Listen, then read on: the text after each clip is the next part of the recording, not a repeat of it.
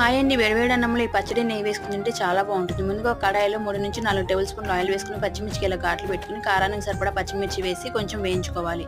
అవి కొంచెం ఫ్రై అయిన తర్వాత అందులోకి 3 మీడియం సైజు వంకాయలు వేసుకుని వాటిలోకి కొంచెం ఉప్పు, కొంచెం పసుపు వేసుకుని మిక్స్ చేసుకుని మూత పెట్టి మగ్గించుకోవాలి. ఇలా మగ్గించుకున్న తర్వాత అందులోకి ఒక చిన్న నిమ్మకాయ సైజు అంత చింతపండు, అలాగే 5-6 వెల్లుల్లి రమ్మలు వేసి స్టవ్ ఆఫ్ చేసేసుకుని పూర్తిగా చల్లార్చుకోవాలి. అలా చల్లార్చుకున్న తర్వాత ఒక మిక్సీ జార్లోకి టేస్ట్కి సరిపడా సాల్ట్, 1/2 టీ స్పూన్ జీలకర్ర, చల్లార్చి పెట్టుకున్న వంకాయ పచ్చిమిర్చి ముక్కలు కూడా వేసుకుని ఒకసారి మిక్సీ చేసుకోవాలి. మిక్సీ చేసుకుంటూ పేస్ట్ ఇలా గట్టిగా అవుతుంది. దానిలోకి కాచి చల్లార్చుకున్న వాటర్ని కొంచెం యాడ్ చేసుకుంటూ మెత్తగా పేస్ట్ చేసుకోవాలి. దోసకాయని చిన్న చిన్న ముక్కలుగా కట్ చేసుకుని పప్పు గుత్తితో ఇలా దంచుకుంటున్నాను. ఇలా చేయడం వల్ల దోసకాయ ముక్కలకి త్వరగా ఉప్పు కారం అనేది చక్కగా పడుతుంది.